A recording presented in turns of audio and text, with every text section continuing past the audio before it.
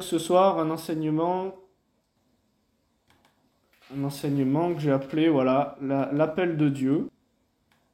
Donc pourquoi c'est important cet enseignement? Parce que la Bible elle dit que on est tous appelés. Matthieu 22 verset 14, car il y a beaucoup d'appelés mais peu d'élus.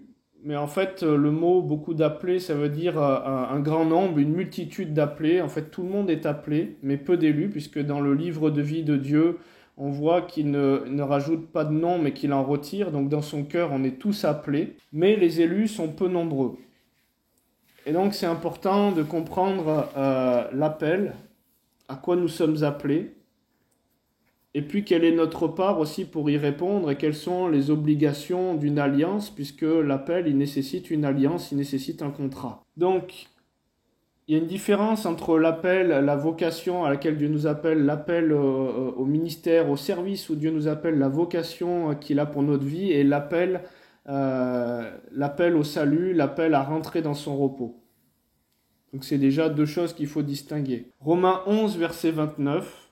Car Dieu ne se repent pas de ses dons et de son appel. Donc c'est traduit comme ça dans la version seconde. Dans d'autres versions, c'est dit qu'il n'y a pas de changement, il n'y a pas de variation pour Dieu dans ce qu'il a appelé à faire, dans ses dons et dans son appel. Donc quand Dieu il déclare quelque chose, et ce qu'il a déclaré, ça reste. Que vous soyez... Imaginez, est-ce qu'un policier, il exerce l'autorité parce qu'il, dans toute sa vie, aujourd'hui, il est clean ou il est parfait, ou est-ce qu'il exerce l'autorité de policier parce qu'il a l'habit et parce qu'il est policier? Donc le policier, derrière, chez lui, il peut être un voyou, il peut être un bandit, il peut même se droguer derrière, il peut avoir une vie pas terrible, mais quand il endosse l'habit de policier, il est quand même policier. Il porte cet habit.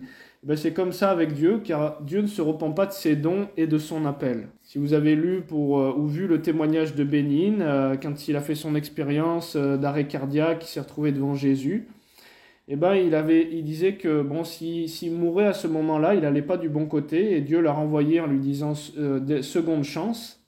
Mais il disait que malgré que son cœur, et malgré qu'il avait divorcé d'avec sa femme, malgré qu'il faisait... plus des shows et du business avec l'onction de Dieu, malgré qu'il avait plus sa relation intime avec Dieu, les signes et les miracles, les dons, l'onction et la grâce n'a pas cessé sur sa vie. Donc Dieu ne se repent pas de ses dons ni de son appel. C'est pour ça aussi que Dieu il va nous donner à mesure de notre élévation. Pourquoi? Parce que quand on arrive à un niveau et qu'on veut faire n'importe quoi au niveau où on en est, ça peut faire encore plus de dégâts et Dieu ne se repentira pas de ce qu'il nous a donné, de là où on en est. Vous pouvez regarder des personnes comme Branham, qui était vraiment avec une onction puissante, qui était appelé un prophète de Dieu, ou même quand on le voyait jeune, on le voyait même comme avec du feu sur sa tête, au-dessus de sa tête, et des prophéties impressionnantes, et une démonstration de puissance de Dieu. Et finalement, ça a fini par créer un mouvement un peu sectaire et qui est parti un petit peu en live. Donc avec l'onction, avec la puissance, avec les dons, on peut aussi faire n'importe quoi. Donc c'est pour ça que Dieu il nous éduque et il nous fait grandir dans cet appel. On est appelé, imaginez un pommier à la fin de sa vie, un pommier, il a grandi, il s'est bien étoffé, il porte plus de fruits qu'au tout début où il a commencé à prendre du fruit, mais parce que son tronc s'est élargi, ses racines sont rentrées en profondeur, et il peut porter toutes ces choses. C'est comme nous, la grâce, Dieu il va nous faire rentrer de gloire en gloire, de révélation en révélation dans l'appel qu'il nous a destiné sur notre vie. Et donc pour aussi façonner, il dit dans la Bible, il dit « Je souhaite que tu prospères à tout égard, mais comment? Comme prospère l'état de ton âme. » Si ton âme n'est pas travaillée, s'il te donne, il t'augmente dans les dons, dans la puissance, dans tout un tas de choses, et que ton âme derrière n'est pas prête à accueillir ces choses-là, ça va te perdre et perdre d'autres personnes. Donc c'est pour ça que c'est comme la parabole des talents, ça va être de palier en palier que Dieu va nous faire croître dans la révélation de sa grâce, il va nous donner à la mesure de ce que l'on peut porter. Donc Dieu ne se repent pas de ses dons et de son appel. Donc l'appel, kaléo, en grec, ça veut dire appeler, appeler à haute voix, prononcer à haute voix, ça veut aussi dire inviter. Tiens. Quand Dieu appelle, il nous appelle, mais il nous invite. Aujourd'hui, si jamais, je sais pas, moi, il y a le voisin qui vous dit, allez, je fais une fête à la maison, je t'invite à venir vendredi. Est-ce que vous êtes obligé d'y aller? Ben non, si vous n'avez pas envie d'aller, de répondre favorablement à cette invitation, ça peut rester un appel, ça peut rester une invitation. Et vous pouvez refuser de rentrer dans ce que Dieu vous invite à rentrer. Et c'est ce qu'explique Catherine Kuhlman dans un de ses témoignages où elle raconte que quand Dieu lui a voulu lui libérer cette onction, il lui a montré qu'il y avait des personnes à qui Dieu l'avait proposé avant, et à cause des souffrances que devait engendrer cet appel et cette onction de persécution et de toutes ces choses-là, les personnes ont refusé l'invitation. Et pourtant, ils étaient appelés à libérer cette onction. Donc, encore une fois, l'appel, c'est pas le fait de rentrer dans l'élection des choses auxquelles Dieu nous a appelés. Et ça, c'est important vraiment de le comprendre. Parce qu'il y a beaucoup qui sont appelés, beaucoup qui ont des appels sur leur vie, mais il y a peu qui rentrent dans l'élection de leur appel. Et donc, quand je suis invité, il faut que je réponde aussi favorablement à l'invitation.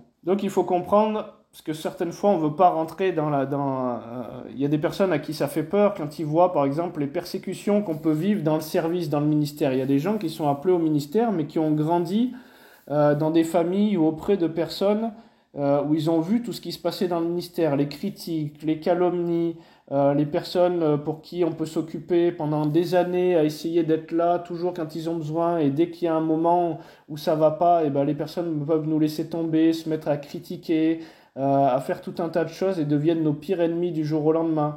Et quand les personnes ont vu, certaines personnes, toutes les persécutions qui allaient avec l'appel, avec le service et le ministère, elles se sont éloignées de ces choses-là. Elles ont dit, mais moi j'ai déjà assez trop de galères dans ma vie et je veux pas souffrir encore plus. Mais il faut comprendre qu'il y a des bénéfices à servir Dieu et à rentrer dans cet appel-là. Parce que si je vois que le côté noir, on va développer, il y a aussi un côté qui est contraignant, mais il y a surtout un côté qui est encore plus glorieux que la contrainte que ça impose. Donc les bénéfices de servir Dieu. Acte 17, verset 24. Le Dieu qui a fait le monde et tout ce qui s'y trouve, étant le Seigneur du ciel et de la terre, n'habite point dans des temples faits de mains d'hommes. Il n'est point servi par des mains humaines, comme s'il avait besoin de quoi que ce soit, lui qui donne à tous la vie, la respiration et toutes choses. Tiens. Dieu nous appelle au service, mais il n'a pas besoin qu'on le serve. Ça vous paraît pas bizarre, ça? Il n'est point servi par des mains humaines. Alors pourquoi il nous appelle au service?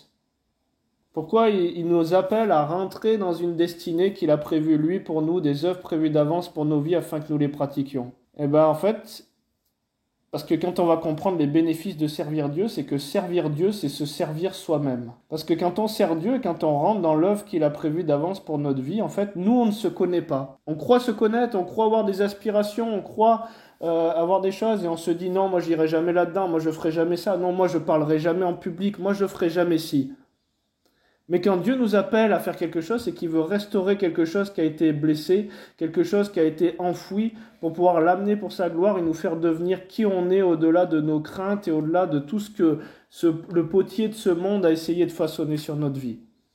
Donc servir Dieu, c'est se servir soi-même. Est-ce que Job, en fait, quand il a lutté contre l'ange de l'Éternel toute la nuit, vous pensez réellement qu'il a gagné contre Dieu? C'est dit qu'il a été victorieux contre Dieu. Mais pourquoi il a été victorieux? Parce qu'en fait, Dieu a été victorieux. Il a été victorieux parce que Dieu a été victorieux et il a gagné une victoire sur lui-même. Il est sorti de son mode opératoire d'usurpation pour pouvoir réellement lutter une fois pour toutes pour rentrer dans sa bénédiction. Donc, Dieu nous appelle à rentrer dans ses projets prévus d'avance parce que c'est là qu'on va développer le plein potentiel de ce qu'on est appelé à être et de le plus épanouissant pour notre vie. On va goûter à des profondeurs de son amour et de la révélation de qui on est et qu'on ne goûtera pas autrement qu'en rentrant dans la marche et dans les plans prévus d'avance qu'il a pour notre vie. Donc servir Dieu, c'est se servir aussi soi-même. Et on sert les autres, on les appelle on les amène à devenir aussi ce que Dieu les appelle à être. Mais même en servant les autres, là aujourd'hui j'ai un couple qui m'a envoyé un message que j'ai envoyé en métropole qui venait de la Réunion pour un peu faire la tournée des diverses assemblées en métropole. Et ils m'ont envoyé un message, ils nous ont dit « Merci beaucoup Cyril de nous avoir donné l'opportunité de servir dans les assemblées en métropole, tu peux pas savoir comme on a grandi. » L'arroseur a été arrosé. Et donc c'est ça, c'est quand on commence à rentrer dans ce que Dieu nous a appelé à faire, en fait on va comprendre des profondeurs, on va comprendre qui on est, ça va être des défis pour notre humanité, et quand on va rentrer dedans, en fait, on va tellement devenir qui nous sommes. Dieu veut qu'on prospère, Dieu veut qu'on grandisse dans tous les domaines. 2 Jean 1, verset 2. Bien-aimé, je souhaite que tu prospères à tout égard et sois en bonne santé comme prospère l'état de ton âme. Donc, dans tous les domaines de notre vie, Dieu veut l'élévation, Dieu veut nous faire grandir. Vous savez, moi, à l'époque, aujourd'hui, c'est un grand changement pour moi. Moi, si vous m'auriez connu plus jeune, vous diriez, mes parents vous auraient dit, mais attends, Cyril, quand il va chez les gens, il n'ose même pas aller aux toilettes chez les personnes de peur que ce soit sale, il est prêt à se retenir toute la journée pour pouvoir après rentrer. Et aujourd'hui, le même Cyril, il peut aller sur des toilettes à Madagascar ou dans des trous, dans des endroits où c'est plutôt compliqué pour la vue humaine, et finalement se sentir à l'aise parce que c'est toutes ces peurs qui façonnaient un Cyril qui ne l'était pas. Et donc aujourd'hui, si je reste dans le Cyril que je pense être, au lieu de rentrer dans le Cyril que Dieu voit, je ne rentrerai pas dans l'épanouissement des choses et dans l'émerveillement que je vis aujourd'hui avec le Seigneur et dans les compréhensions des réalités que je vis avec le Seigneur. Donc bien sûr que c'est une aventure, hein, c'est comme des montagnes russes, quoi. Mais bon, il va falloir un moment se lancer pour voir que finalement, ça tient et qu'on devient qui on est en Christ. Donc je l'ai dit tout à l'heure, Matthieu 6, verset 33, « Cherchez premièrement le royaume de Dieu et sa justice, et toutes ces choses vous seront données par-dessus. » Donc quand tu cherches premièrement le royaume de Dieu et sa justice, moi avant, je travaillais pour moi, je pensais gagner ma vie pour moi, construire ma vie avec mes forces humaines, et quand Dieu m'a dit « Lâche tout et suis-moi », j'ai dit « Mais... comment je vais faire ? Je suis en train de vider mon compte, j'ai pas de soutien, j'ai pas ci, j'ai pas ça. J'aurai pas la maison de mes rêves si je suis Dieu, parce que comment je vais gagner ma vie pour faire ça ? Je vais devoir lâcher ma famille, mon entourage, et comment je vais tenir hors de mes repères, et tout va être insécurisant. En rentrant dans le plan de Dieu, Dieu peut très bien te donner une voiture, c'est ce qu'il a fait pour moi. Dieu peut très bien te donner une super guitare alors que tu le sers et que tu n'as pas les moyens de te le payer. Et Dieu peut très bien te donner une maison et c'est ce qu'il a fait aussi pour moi. Donc le Seigneur, quand je le mets premièrement au premier plan, que je cherche premièrement à faire sa volonté, à rentrer dans ses plans, le Seigneur, il pourvoit à tous les autres besoins. Et donc, ne limitons pas Dieu, ne limitons pas à notre intelligence, mais dans la destinée. Ça ne veut pas dire que tout le monde est appelé à tout lâcher comme ça, hein. Il y en a qui sont appelés au ministère pour équiper les saints, il y en a d'autres qui sont appelés à notre service pour Dieu, peut-être à prospérer en entreprise, à s'occuper d'un orphelinat, à rentrer en politique, à faire ci, à faire ça. Mais il faut rentrer dans l'appel et dans la vocation, dans les œuvres prévues d'avance que Dieu nous destine. Si vous faites un copier-coller de Cyril parce que lui il a fait ça ou comme ça, si ce n'est pas vos œuvres prévues d'avance, il n'y aura pas la bénédiction dans ce plan-là et dans ce cheminement-là. Mais Dieu nous appelle à rentrer dans sa destination à lui et ça demande toujours un pas de foi. Donc la foi, c'est aussi prendre un risque. Si Dieu vous appelle à entreprendre, il n'y a aucun entrepreneur qui a réussi et toutes les personnes qui sont devenues multimillionnaires ou milliardaires, ils ont toujours pris un risque. Il y en a qui ont commencé un peu à l'arrache sans savoir où ils allaient, dans un garage où ils n'avaient pas tous les paramètres et toutes les données, mais ils ont dit allez on fonce et on y va. Et donc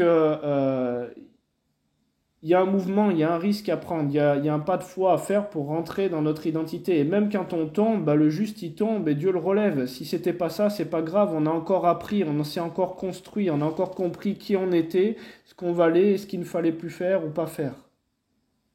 Donc on gagne tout le temps à se mettre en marche, à essayer de rentrer dans le plan de Dieu. 2 Pierre 1, verset 10, c'est pourquoi, frères, appliquez-vous autant plus à affermir la vocation et votre élection, car en faisant cela, vous ne broncherez jamais. Donc l'appel, il va aussi avec une certaine discipline à avoir. Pourquoi ? Parce que sinon, on peut tomber, si on ne tient pas sa chair dans l'alignement de Dieu, il va commencer à y arriver, peut-être, je sais pas moi, vous n'étiez pas connu, et puis d'un coup, Dieu libère une onction et fait des résurrections, comme Epi Liminiana, qui d'un coup s'est retrouvé propulsé et connu dans le monde entier alors qu'il n'était pas connu avant. Il peut arriver une certaine forme de gloriole, il peut arriver des fois du soutien financier pour soutenir l'œuvre missionnaire et des choses comme ça qui commencent à se multiplier de plus en plus. Et si on n'est pas guéri de certaines choses de notre âme, on ne peut pas porter ces choses-là et on peut tomber dans l'avarice. Et donc c'est pour ça que Dieu il veut qu'on s'applique à affermir la vocation et l'élection. Et donc on a notre part dans l'affermissement, on a notre part à faire dans le fait de rester dans cet alignement-là, comme il le fait Paul, pour ne pas avoir prêché l'évangile à des personnes et se retrouver lui-même disqualifié. 1 Corinthiens 7, verset 17. Seulement que chacun marche selon la part que le Seigneur lui a faite, selon l'appel qu'il a reçu de Dieu, c'est ainsi que je l'ordonne dans toutes les églises.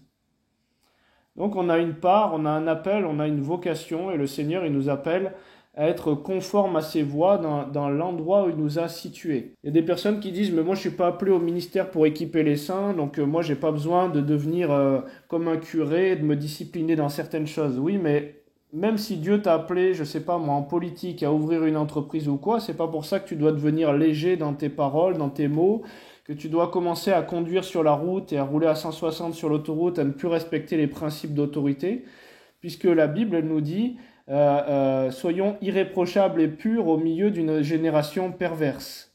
Et donc la Bible elle nous demande d'être irréprochables au milieu de cette génération pour faire la différence avec ceux qui ne croient pas et respecter des principes d'autorité. Donc le Seigneur il nous appelle à veiller sur notre appel et à l'affermir. 1 Thessaloniciens 2 verset 11. Vous savez aussi que nous avons été pour chacun de vous ce qu'un père est pour ses enfants, vous exhortant, vous consolant, vous conjurant de marcher d'une manière digne de Dieu qui vous appelle à son royaume et à sa gloire. Donc il y a une manière de marcher digne de l'appel, digne de la vocation dans laquelle on doit rentrer. Donc s'il y a une manière de marcher digne, il y a aussi une manière de marcher indigne. Aujourd'hui, tout le monde veut être dans le ministère pour équiper les saints. On ne sait pas pourquoi, parce que franchement, des fois, voilà, quand on comprend que là où on devient réellement qui on est, quand on rentre dans la destinée et la part que Dieu a prévue pour nous, enfiler le manteau de quelqu'un ou vouloir être ce que la personne est, ce ne sera pas nous et ce ne sera pas épanouissant. Mais le Seigneur, il nous appelle à marcher dans l'alignement et dans la sainteté, dans l'alignement de l'appel qu'on a décidé de prendre. Et quand on dit oui à Dieu pour faire quelque chose, le Seigneur, il nous appelle à être irréprochable et pur. Mais même quand on dit oui à Dieu, simplement quand on accepte sa grâce et de rentrer dans son repos, quand on accepte le salut, on doit aussi rentrer, être digne et marcher dignement dans la voie du salut. Pourquoi ? Parce qu'on est appelé au ministère de la réconciliation. Et si on ne fait pas une différence avec les gens du monde, dans notre caractère, dans notre comportement, dans notre manière de faire, dans nos paroles, dans nos critiques, dans les discussions qu'on peut avoir, comment on va arriver à sortir des personnes des ténèbres pour les faire rentrer dans quelque chose d'autre et arriver à confondre aussi les principes de ce monde de ténèbres. C'est pour ça qu'il dit « Ne vous asseyez pas à la table des moqueurs, ne fréquente pas l'homme de colère, ne faites pas toutes ces choses-là. » Parce que Dieu, il veut qu'on tienne dans l'alignement de notre appel. Éphésiens 5, à partir du verset 3, que l'impudicité, qu'aucune espèce d'impureté, que la cupidité ne soit même pas nommée parmi vous, ainsi qu'il convient à des saints. Est-ce que nous ne sommes pas saints en Christ ? On a été lavés, on est saints en Christ, et le Seigneur, il nous dit de sortir de toutes ces choses qui viennent des passions de la chair, de l'attrait du monde. Qu'on n'entende ni paroles déshonnêtes, ni propos insensés, ni plaisanteries, choses qui sont contraires à la bienséance. Donc bien sûr, on peut plaisanter, mais des plaisanteries qui sont contraires à la bienséance, qui sont contraires à la sainteté. Et aujourd'hui, quand tu dis à des personnes, attends, l'humour que tu as ou les choses que tu dis, c'est pas du « oh, t'es trop religieux, attends, mais comment ça se fait que t'es comme ci ou comme ça ?» Non, le Seigneur, il nous appelle à fonctionner d'une autre manière. Qu'on n'entende ni paroles déshonnêtes, ni propos insensés, ni plaisanteries, choses qui sont contraires à la bienséance, qu'on entende plutôt des actions de grâce, car sachez-le, aucun impudique, impur, cupide, c'est-à-dire idolâtre, n'a d'héritage dans le royaume de Christ et de Dieu. 1 Timothée 3, à partir du verset 1.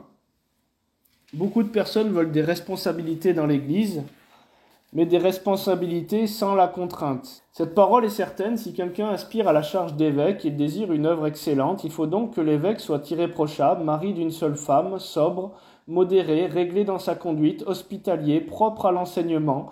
Il faut qu'il ne soit ni adonné au vin, ni violent, mais indulgent, pacifique, désintéressé. Il faut qu'il dirige bien sa propre maison et qu'il tienne ses enfants dans la soumission et dans une parfaite honnêteté. Car si quelqu'un ne sait pas diriger sa propre maison, comment prendra-t-il soin de l'Église de Dieu ? Il ne faut pas qu'il soit un nouveau converti de peur qu'enflé d'orgueil, il ne tombe sous le jugement du diable. Il faut aussi qu'il reçoive un bon témoignage de ceux du dehors, afin de ne pas tomber dans l'opprobre et dans les pièges du diable. Les diacres aussi doivent être honnêtes, éloignés de la duplicité, des excès de vin, d'un gain sordide, conservant le mystère de la foi dans une conscience pure, qu'on les éprouve d'abord et qu'ils exercent ensuite leur ministère.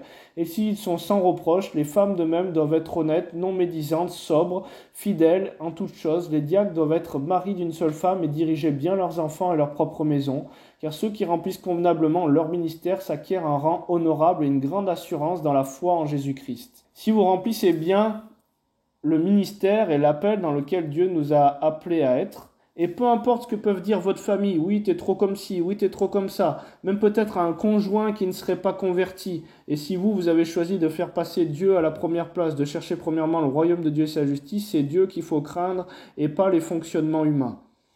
Car ceux qui remplissent convenablement leur ministère s'acquièrent un rang honorable.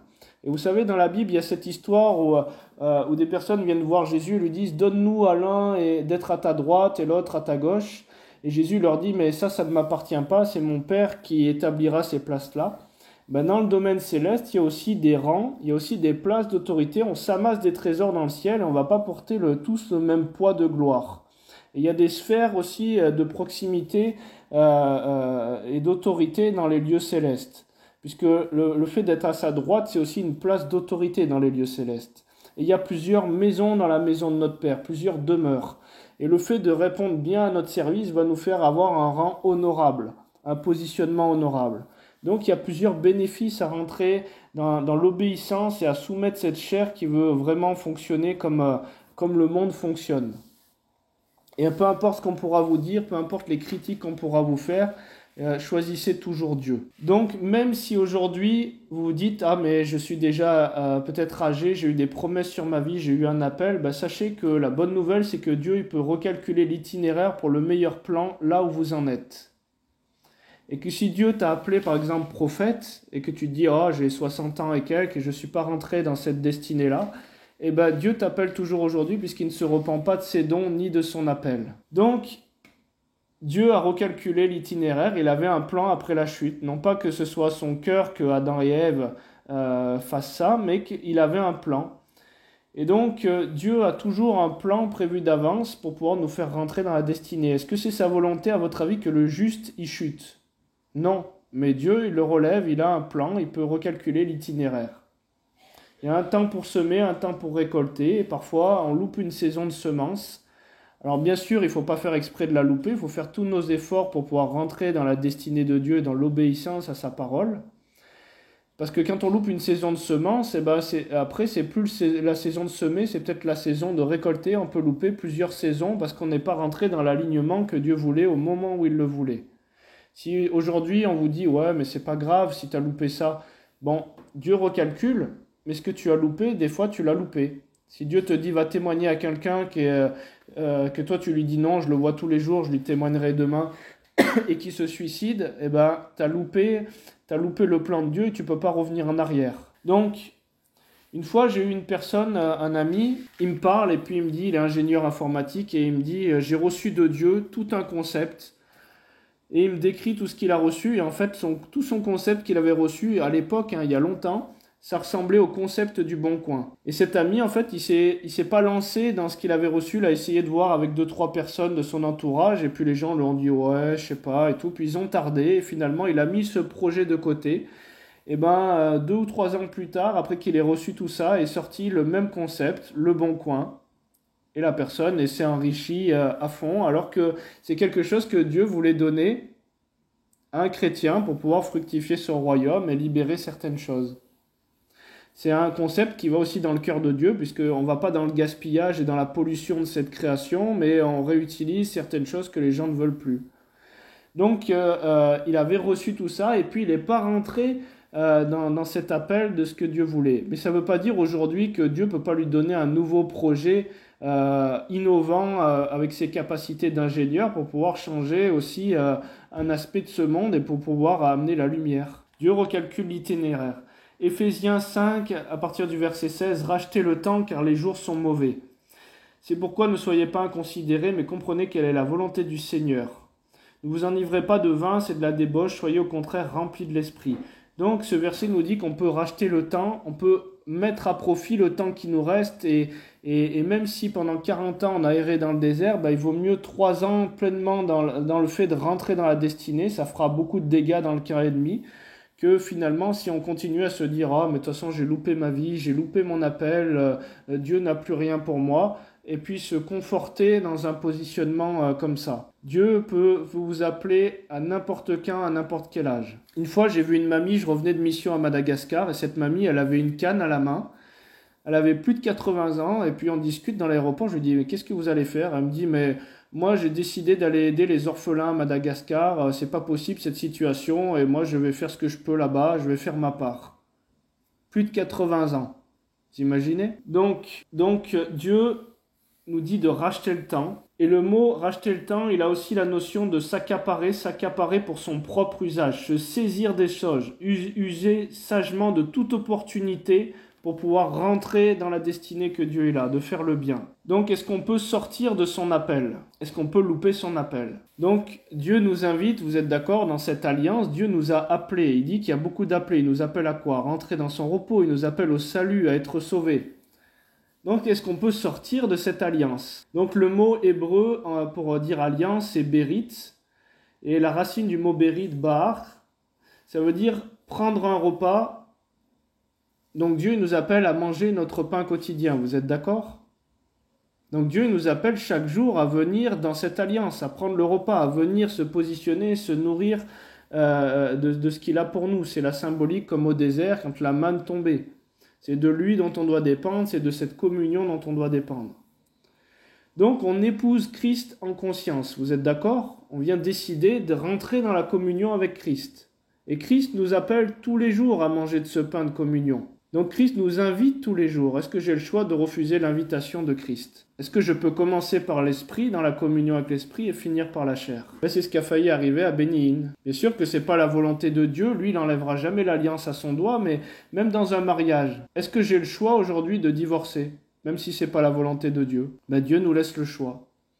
On a notre choix en conscience et on peut sortir consciemment et refuser l'invitation et sortir des plans de Dieu pour notre vie.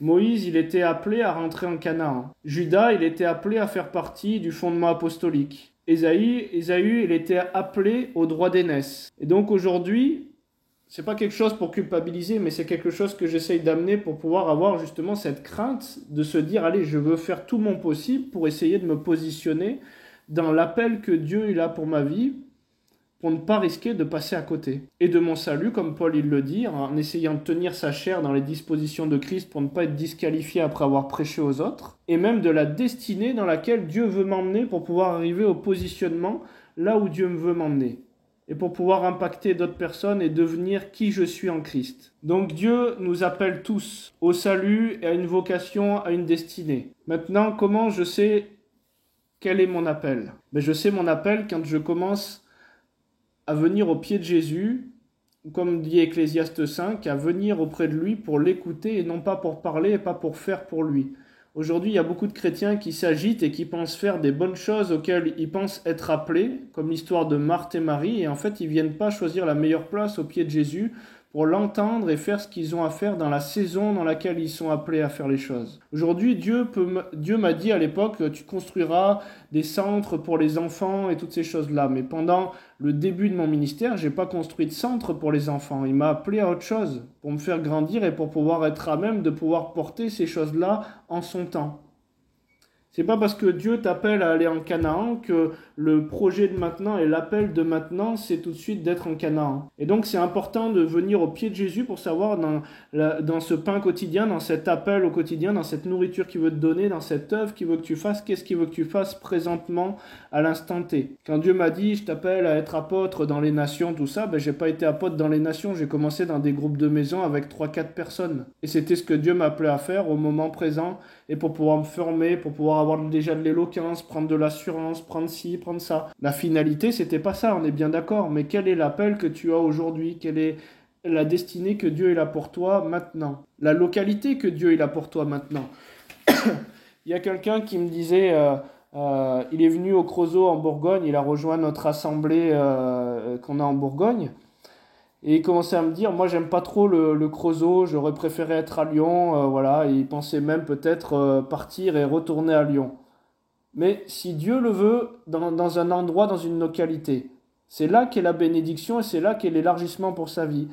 Alors qu'il commençait à tondre le jardin pour aider une mamie voisine de quelqu'un de l'assemblée, ben cette mamie, elle lui a dit, mais j'ai un terrain et moi je ne peux pas l'entretenir, ben si tu veux, je te le donne. Et du coup, il se retrouve avec un terrain pour pouvoir faire un potager qu'on lui a donné et cédé comme ça gratuitement, qu'on va lui céder par acte notarié. Donc la bénédiction et la prospérité, elle est dans l'appel, dans l'endroit où Dieu te veut, dans le mouvement où Dieu te veut. Mais à quoi Dieu t'appelle en ce moment, c'est surtout ça qu'il faut sonder. Ne regarde pas la finalité à Canaan, ne regarde pas... Moi, j'ai pas regardé à Cyril, apôtre des nations, qui faisait des résurrections de morts et des choses comme ça. J'ai pas encore vu résurrection de morts. Je vois beaucoup de miracles, mais je me focalise pas là-dessus. Je me focalise sur qu'est-ce que Dieu veut aujourd'hui, ou qu'est-ce que Dieu veut pour le moment présent. Dieu, il n'est pas j'étais, il n'est pas je serai, il est je suis. Donc pour pouvoir rentrer dans l'appel de Dieu, dans le mouvement de Dieu, c'est qu'est-ce qu'il veut pour ta vie aujourd'hui. Donc Seigneur, ta grâce au nom de Jésus, et que chaque personne qui est là aujourd'hui puisse recevoir, Seigneur, la direction, recevoir l'appel qui est pour sa vie dans le moment présent, dans la saison où tu l'appelles, ou à semer, ou à récolter, Seigneur, et qu'on ne fasse pas ce que nous on veut, mais ce que toi tu veux. Non pas notre volonté, mais la tienne. Seigneur, non pas notre volonté, mais la tienne. Et on est persuadé, Seigneur, que quand on te remet les clés, Seigneur, ben c'est toi qui sais ouvrir la bonne porte au bon moment, c'est toi qui sais démarrer quand tu dois démarrer, qui dois faire quand tu dois faire. Donc Seigneur, merci pour ta grâce et tout ce que tu es en train de libérer. Merci pour les destinées. Merci, voilà, je vois aussi... Lever les mains, il y a des personnes aussi qui ont laissé tomber certains manteaux dans leur vie. Il y avait des manteaux, il y avait des appels qui étaient là et qu'on pensait non, c'est pas pour moi, ou on m'a dit ces choses-là, mais je rentrerai peut-être pas dedans, ou je vois rien venir. Mais Seigneur, je viens aujourd'hui sortir les personnes de la fosse où leur appel a été jeté comme dans une fosse, et je viens maintenant libérer ces manteaux, et ces manteaux prophétiques, Seigneur, qui étaient sur leur vie, ces manteaux pastoraux qui étaient sur leur vie, et tout ce qui a été enterré au nom de Jésus. J'appelle maintenant que ça ressuscite. Seigneur, j'appelle que ça ressuscite au nom de Jésus. J'appelle que ça ressuscite au nom de Jésus. Seigneur, ta grâce. Seigneur, ta grâce au nom de Jésus.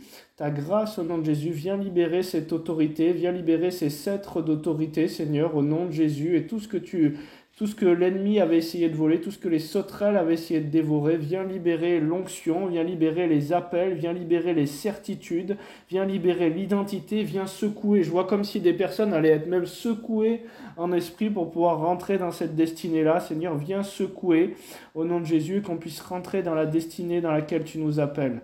Seigneur, ta grâce au nom de Jésus. Reprends ta couronne, reprends ta couronne, reprends ta couronne au nom de Jésus. Seigneur, ta grâce. Seigneur, ta grâce. Je vois le Seigneur qui frotte la poussière, qui nettoie. Il y a des vestes, il y avait des épaulettes avec des galons dessus. Des personnes qui sont appelées à une autorité dans l'armée de Dieu. Vous savez, dans l'armée de Dieu, il y a des généraux, des soldats, des commandants. On a tous un positionnement. Moïse, il établit des chefs de 100, des chefs de 1000. Il y avait des gens qui avaient un manteau avec des galons pour pouvoir s'occuper d'une délégation de l'armée de Dieu. Et le Seigneur, il est en train de frotter de la poussière et de restaurer. Seigneur, merci de libérer. Seigneur, cet appel, merci de restaurer et d'amener à la conscience de la personne l'autorité et la stature qu'elle a en toi, qu'elle puisse se voir comme toi tu la vois et non pas comme les circonstances, les épreuves et les échecs l'ont amené à se voir au nom de Jésus. Seigneur, la vérité, c'est ce que toi tu dis et non pas le vécu. Seigneur, ta grâce au nom de Jésus. Ta grâce au nom de Jésus. Ta grâce au nom de Jésus. Il y a des clés qui sont données aussi. Seigneur, merci pour les clés que tu libères au nom de Jésus. Merci pour les clés que tu libères. Merci pour les clés que tu libères. Merci pour les clés que tu libères. Il y a des personnes, ça va aller vite, j'entends comme catapulter dans leur destinée. Catapulter dans leur destinée. Seigneur, merci pour cette catapulte, ces choses qui vont vite et qui éjectent au-delà de toutes les barrières, au-delà de tous les Goliaths qu'il y avait. Je vois comme une grosse forteresse, comme un gros Goliath, quelque chose qui était comme un empêchement. Et là, il y a un soudain de Dieu, il y a une catapulte qui vient, quelque chose qui projette et ça va vite. Alors Seigneur, merci pour ta grâce. Merci pour ta grâce parce que toi, tu ne regardes pas comme on regarde, tu ne regardes pas aux limitations comme on regarde, Seigneur, mais tu peux nous projeter, Seigneur, en un instant. Seigneur, ta grâce au nom de Jésus. Ta grâce au nom de Jésus. Seigneur, merci pour ta grâce au nom de Jésus. C'est beaucoup de manteaux prophétiques qui ont été laissés tomber. Seigneur, merci de libérer les manteaux prophétiques. Seigneur, de libérer le manteau prophétique sur la France aussi. Seigneur, viens libérer cette onction prophétique sur tout ce qui a été laissé tomber, Seigneur, au nom de Jésus, que l'aigle se libère, que l'aigle reprenne son envol au nom de Jésus sur la France, Seigneur, et que tous les manteaux prophétiques maintenant, tout ce que tu veux libérer, la gorge, l'expression, les prophètes qui ont été étouffés, Seigneur, au nom de Jésus, maintenant que l'esprit prophétique se libère, que tous les prophètes et tout l'esprit de Jézabel qui persécute l'esprit de la prophétie maintenant sur la France se taisent au nom de Jésus, que toute cette Marie, cette Marianne, Marie, fille de Anne qui a été élevée maintenant, que toute cette Marie qui vole l'autorité de Jésus, cette Jézabel, cette puissance qui vient tuer la voix des prophètes se taise au nom de Jésus et que les manteaux prophétiques soient libérés, que les appels prophétiques soient libérés, que tout ce qui vient étouffer la parole soit libéré maintenant au nom de Jésus. Allez, c'est fini au nom de Jésus. Seigneur, ta grâce au nom de Jésus, que toute la puissance qui vient se lever contre l'onction prophétique maintenant fléchisse de genoux, Seigneur, au nom de Jésus, ta grâce, Seigneur, libère cette onction dans le prophétique. Et libère l'équilibre aussi dans le prophétique. Seigneur, que ce ne soit pas des personnes qui deviennent complètement fous parce qu'ils se disent « Allez, on peut faire des choses folles » et du coup, ils partent dans des choses complètement délire. Et Seigneur, que ce ne soit pas non plus des personnes qui viennent trop terre à terre et qui étouffent ta parole, mais que tu amènes l'équilibre. Je vois un équilibriste. Et Seigneur, il me dit, il y a besoin aussi de l'équilibre dans le prophétique. Alors Seigneur, libère cet équilibre dans le prophétique. Libère cet équilibre dans le prophétique au nom de Jésus. Seigneur, ta grâce.